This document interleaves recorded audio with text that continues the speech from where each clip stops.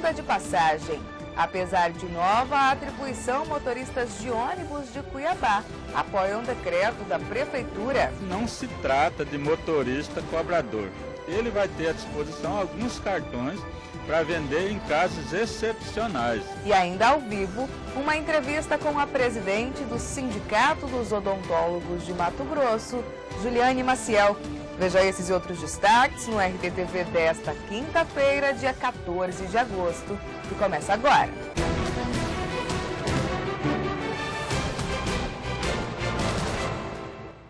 Olá, tudo bem? Um decreto da Prefeitura de Cuiabá concede aos motoristas de ônibus a responsabilidade pelas vendas de passagens únicas aos usuários do transporte coletivo. Confira como esses profissionais receberam essa notícia. O que no passado foi motivo de reclamação por parte dos trabalhadores que se queixavam de acumular a função com a de cobrador, parece não representar mais um problema para os motoristas de ônibus que atuam no transporte público de Cuiabá. Os motoristas estão dispostos a ajudarem. Isso aí já era um pedido antigo da grande maioria dos motoristas que não aguenta mais ver essa situação. A gente reivindica melhoria para os trabalhadores, para o transporte, crítica dos usuários com relação à precariedade de transporte e as empresas alegando que não pode atender porque não tem receita e, por outro lado, vendo a receita se escoar pela porta da frente. Na verdade, não se trata de motorista cobrador.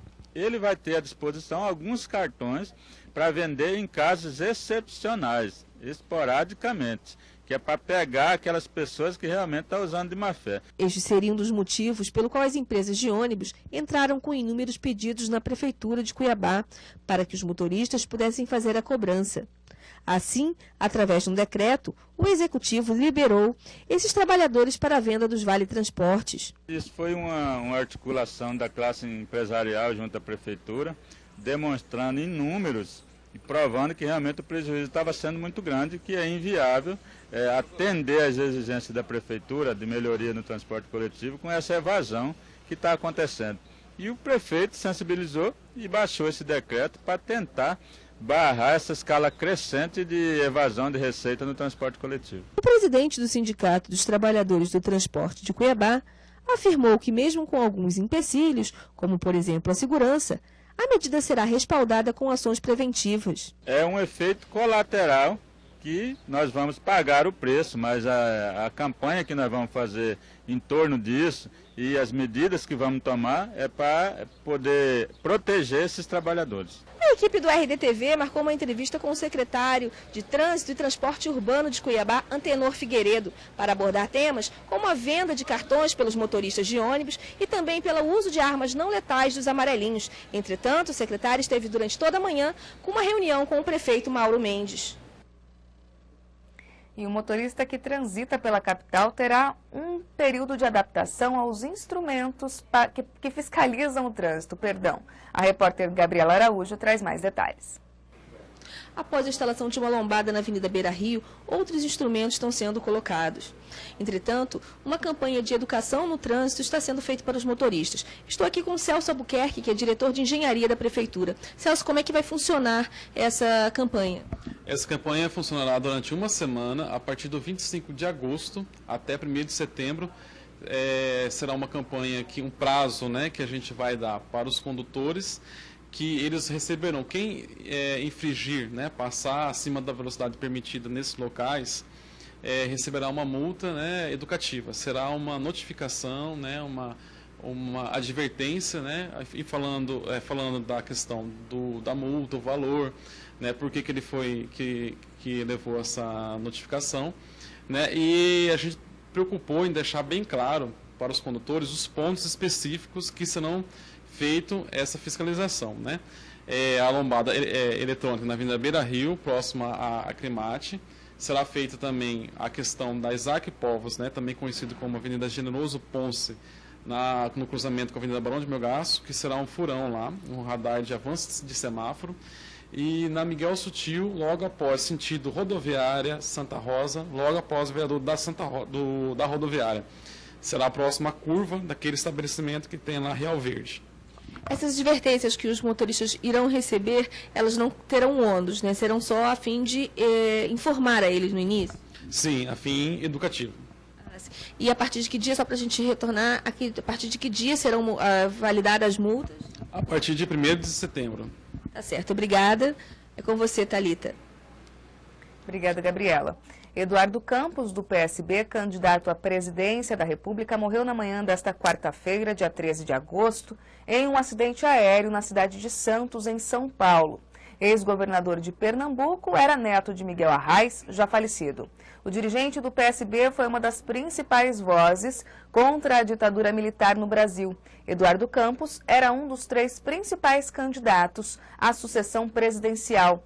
Viria a Mato Grosso na primeira quinzena de setembro para fazer campanha e subiria no palanque de Pedro Táxi, do PDT. O prefeito de Cuiabá e presidente do PSB em Mato Grosso, Mauro Mendes, após decretar luto oficial de 3 dias pelo falecimento, lamentou a morte do candidato e evitou fazer previsões sobre o futuro da sigla por entender que trata-se de um momento delicado. Mais informações em reportagens no portal do Grupo RD News.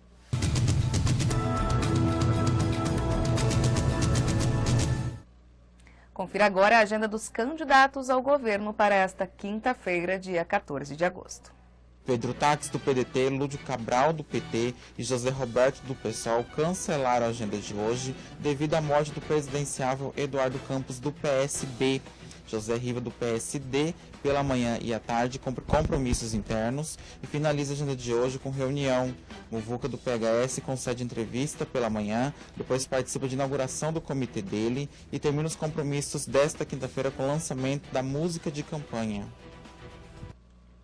E o Pleno do Tribunal Regional Eleitoral de Mato Grosso impugnou na sessão plenária desta quarta, dia 13, o registro de candidatura de José Marcondes, o Muvuca, do PHS, candidato a governador do estado.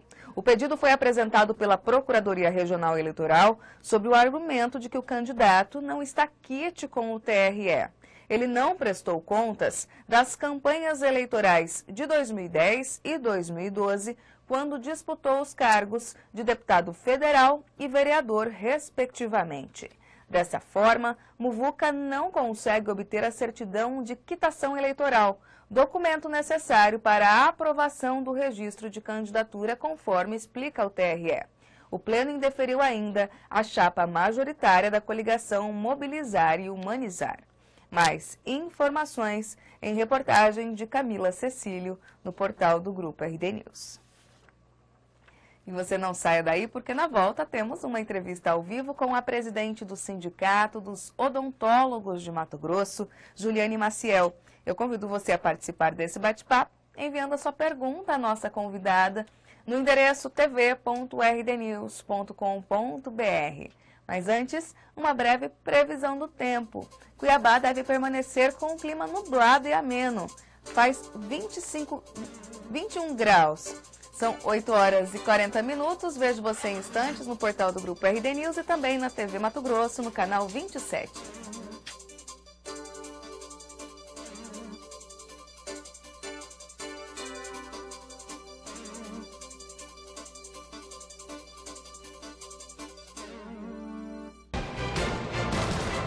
A Prefeitura de Cuiabá está trabalhando a todo vapor no projeto Novos Caminhos, o maior programa de asfalto da história da capital. É benefício para a nossa saúde, é qualidade de vida. Já são mais de 30 bairros recebendo asfalto de alta qualidade. A gente pode observar que agora eles estão caprichando, não é mais uma casquinha de ovo. Até 2016 serão 300 quilômetros de asfalto novo e 500 quilômetros de recapeamento.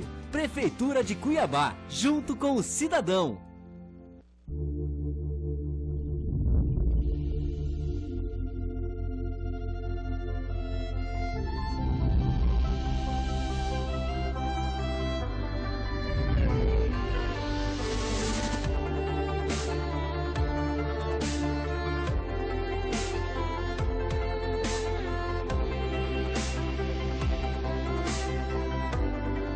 Alphaville Buffet, sua primeira escolha.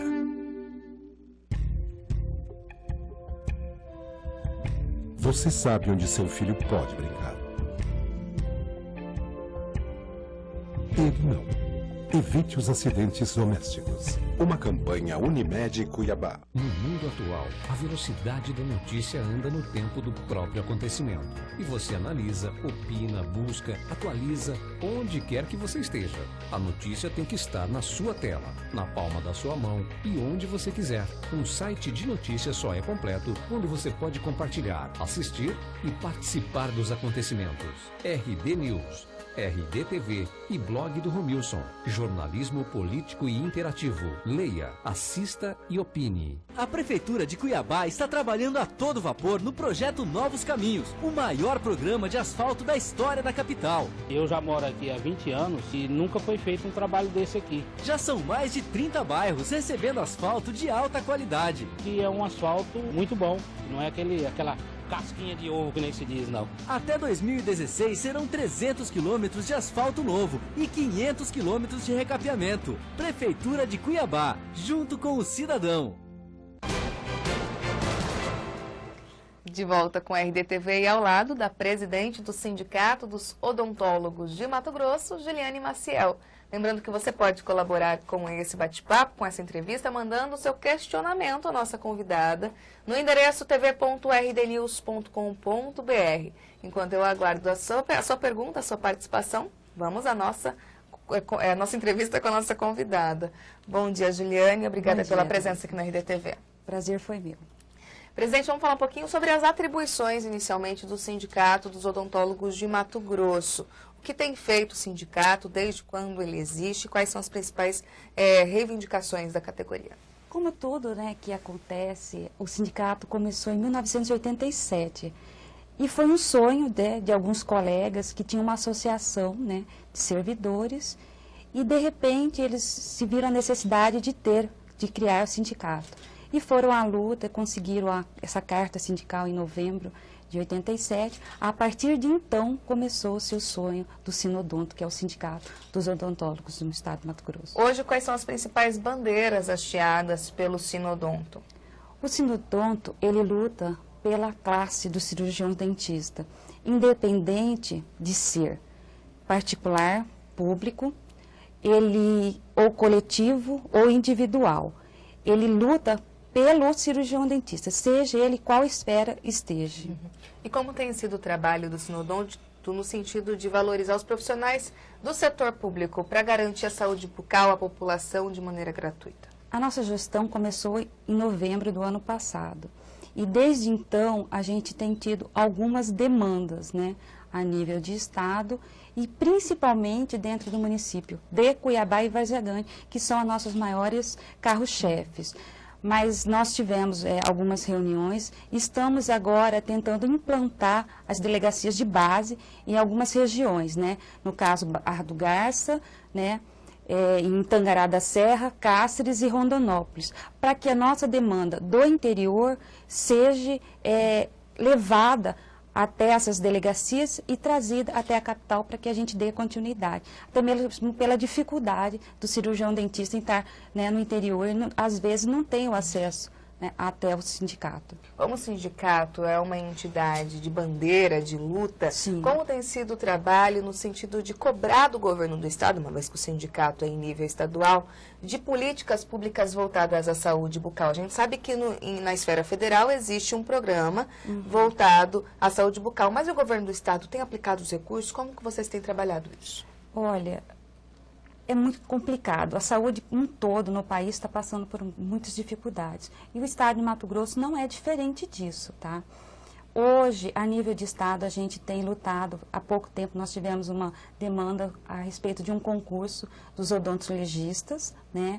Onde abriram várias vagas para médicos. Infelizmente, para odontologia, somente uma. Né? Foi um grande questionamento da gente.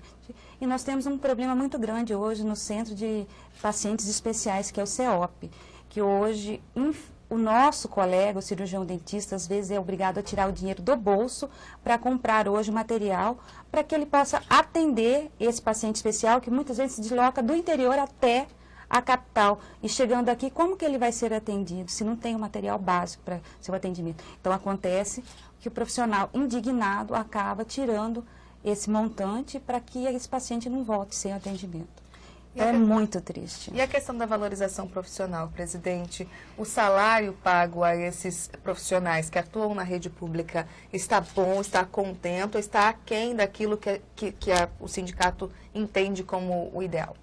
Olha, há pouco tempo nós tivemos em Várzea Grande, nós tivemos uma conquista muito boa, né? Hoje, o piso salarial no município de Várzea Grande, hoje inicial é R$3.000. No município de Cuiabá, hoje, existe uma diferença salarial entre os contratos e os estatutários. Os contratos, infelizmente, hoje, o salário é de R$800, e aí vem insalubridade, vale, né, a transporte e acrescentando, chegando a um torno de R$1.600.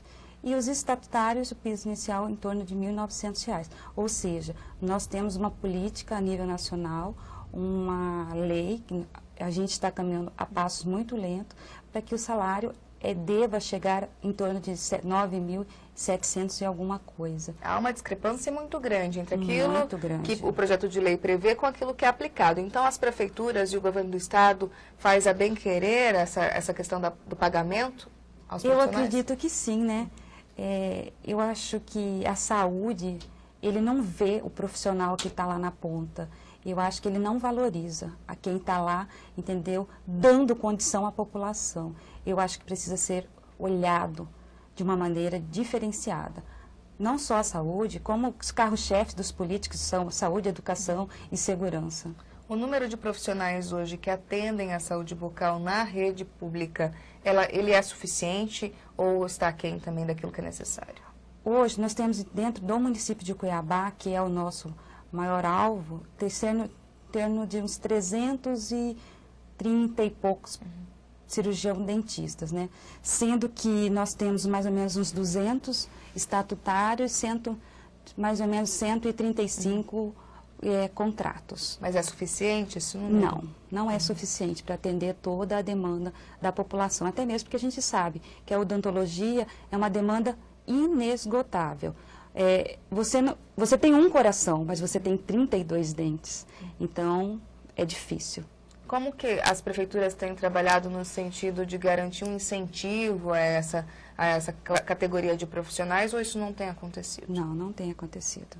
Infelizmente, a gente não tem incentivo. A gente é cobrado, mas a gente não é incentivado. Antes da gente chegar na questão das demissões de Cuiabá, parece que é um projeto em nível nacional para a expansão do serviço de odontólogos no sentido de importar profissionais, como aconteceu com mais médicos. Sim. É isso mesmo? Me fala um pouquinho sobre isso. Nós tivemos há pouco tempo numa reunião da federação, onde o sindicato hoje, ele pertence a essa Federação Interestadual de Odontologia. E uma das falas foi que existiria essa importação também de dentistas. E a gente questiona porque nosso país tem profissionais qualificados e eu acredito que até um número suficiente para atender todo o país. Não vi a necessidade, eu acho que tem que valorizar o que está na casa, não aqueles que chegam. Precisa mudar. A política pública precisa mudar? Muito. Presidente, me fala um pouquinho então sobre a questão das demissões feitas pela Prefeitura de Cuiabá no último mês. O que aconteceu de verdade? Na verdade, as demissões assim, não foram pegas de surpresas, porque o sindicato e a gestão sempre, desde quando assumi, caminhamos juntos. Foi criado um número de vagas, né, durante essa gestão e eles vêm cumprindo tudo que foi acordado com o sindicato. Foi criado 116 vagas, foi chamados 39 cirurgião-dentistas neste ano de 2014, mais 39 serão chamados em 2015 e 38 em 2016, que daria o total de 116 cirurgião-dentistas hoje estariam, né, aptos e estatutários dentro da rede. E aí o que aconteceu? Fomos chamados numa sexta-feira pela Secretaria de Gestão e comunicado de que haveria o desligamento de alguns colegas. Em momento algum, o sindicato questionou. Até mesmo porque existe um TAC, um termo de ajuste e conduta, e que tem que ser cumprido. Se é lei, cumpra-se. A única coisa que o sindicato questionou naquele momento foi qual o critério das demissões. Como aquelas pessoas estavam naquela relação.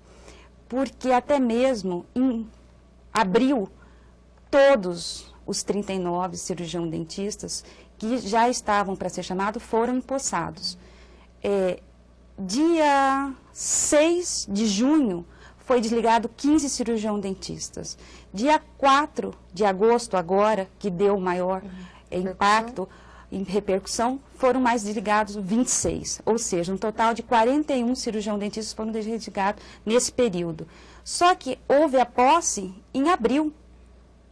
Como todo mundo sentou-se nas cadeiras, conseguiu fazer uma adequação, uma organização do sistema, e de repente tem que se desligar os 41. Por critérios, até mesmo por verba, problemas financeiros, tudo bem, mas vamos lá. Qual é esse critério para as demissões? A lista foi feita pela Secretaria Municipal de Saúde, através do diretor de atenção básica e o coordenador de odontologia. Até então, eles me pediram que alguns colegas eu comunicasse. Eu não tenho uma forma de você falar, você não vai mais trabalhar, você está demitido, que seja suave, né? Não coube à secretaria essas demissões, coube ao sindicato, é isso? Não, ela falou que eu poderia comunicar alguns colegas que estavam ali, que eu conhecesse, mas ficou a cargo da Secretaria Municipal de Saúde. E alguns colegas eu até fui, assim, bastante criteriosa para comunicá-los, porque não tem uma maneira suave de você falar. Olha, infelizmente, até mesmo por causa do termo de ajuste de conduta, é uma luta que o sindicato, porque ele luta pela desprecarização do vínculo. A gente não quer esses contratos precários, nós queremos os profissionais estejam estatutariamente lá trabalhando. Sejam efetivos. Exatamente. E aí, comuniquei alguns, tudo bem, todo mundo não, já que é para chamar o pessoal, vamos cumprir.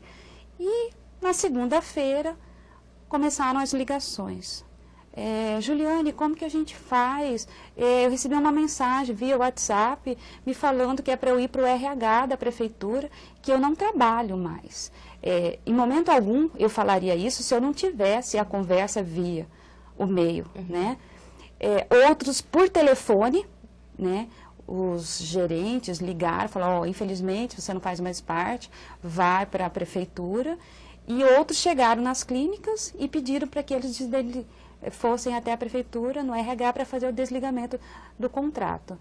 Quando chegamos até a prefeitura, um certo número de colegas, cada um começou a contar a sua história, entendeu? E eu indaguei, quanto tempo você tem de contrato? 1 ano e meio. Quanto tempo você tem de contrato? 5 anos. E você, 8? Você, 13? Então, assim, a gente começou, entre os colegas, a perceber que não houve o critério para que as demissões, né? Bom, não foi por tempo de contrato, não foi por ordem alfabética, não foi... Foi por onde que se começa uma demissão. E haja visto que a gente sabe que alguns outros colegas, eles possuem 2 contratos. Quando você vai fazer um desligamento de profissionais em massa, em grande número de contingente, o que é? Você tem que ter critério, entendeu? Você não pode simplesmente falar assim, olha, você não faz mais parte. Espera aí, vamos demitir? Vamos começar por alguma forma. E a gente foi percebendo que não teve essa forma. Mantiveram-se alguns amigos, né, algumas pessoas então, com 2 vínculos. Existem pessoas contratadas ainda. Sim, existe, e com 2 vínculos, e outras foram desligadas dessa maneira, entendeu? Então, qual é esse critério que a Secretaria Municipal usou para, infelizmente, demitir esses colegas? Sendo que tem casal, marido e mulher foram demitidos. E aí? Não teve critério, segundo o sindicato. Aproveito esse gancho desse assunto e faço uma pergunta do Ângelo Oliveira.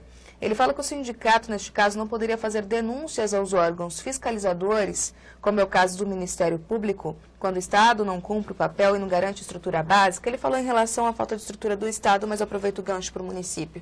Quais foram as ações adotadas pelo sindicato para garantir os direitos desses contratados? Na verdade, a gente realmente fez uma denúncia ao Ministério Público, até mesmo porque houve um desligamento desse contingente. Vai ter uma demanda reprimida.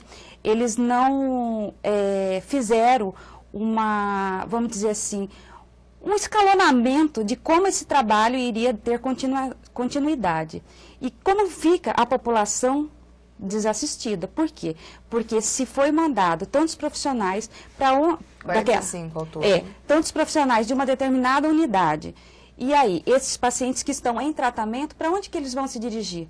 Quem vai procurar? Se já existe uma fila, uma demanda reprimida, e aí?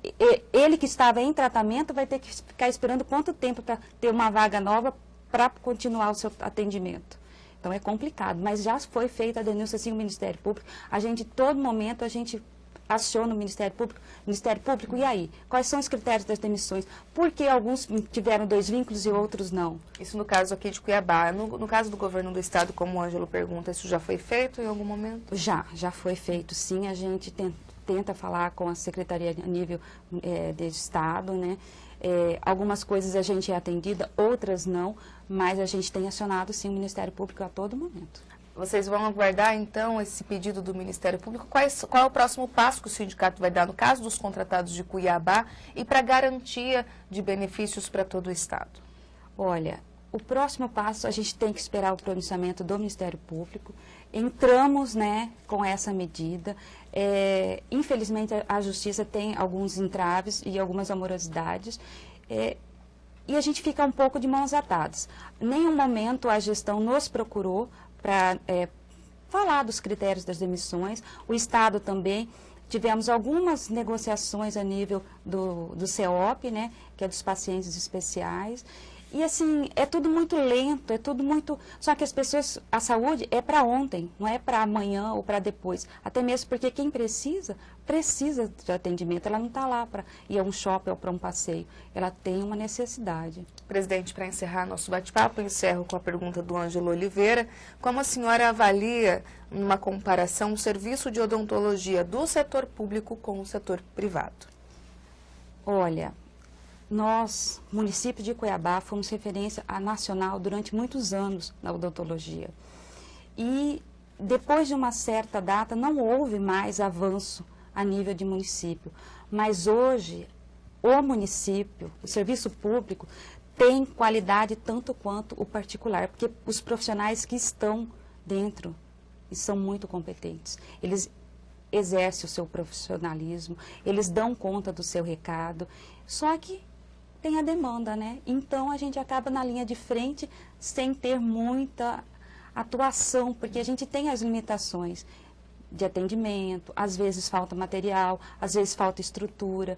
E na rede particular, a gente sabe que nós temos profissionais também muito qualificados. No entanto, não deparam com esses problemas de infraestrutura e nem da falta de valorização profissional. Não. Porque aí você está no seu local, é o seu ambiente, onde você é dono ou você trabalha para alguém, né? Diferente do sistema público que tem os entraves. Se você precisa de um parafuso, você às vezes tem que licitar, tem que procurar o órgão para poder vir lá colocar o parafuso. Diferente do particular, você precisa de parafuso, você vai lá e compra e arruma.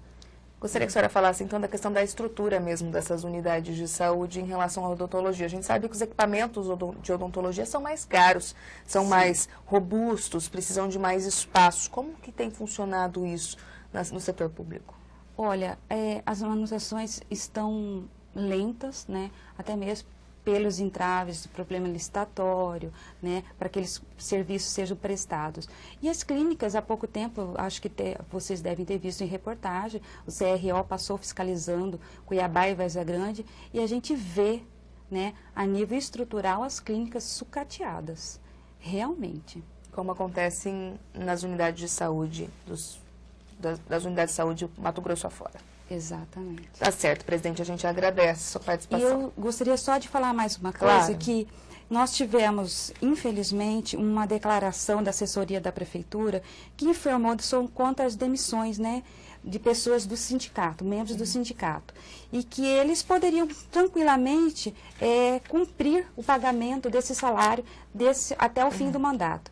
E eu queria ressaltar aos colegas que o sindicato luta pela classe. Em momento algum, qualquer membro da diretoria do sindicato aceitaria estar recebendo dentro de casa, né? A gente jamais pactuaria com isso. Então, fica-se claro que o sindicato tem um apoio legal e é respaldado pela lei.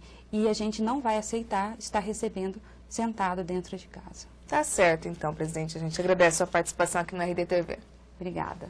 Bom, é isso então. A gente agradece as participações por meio do chat. Nos vemos de novo amanhã ao vivo com uma entrevista já confirmada com o ministro da Agricultura, Nery Geller. Até amanhã.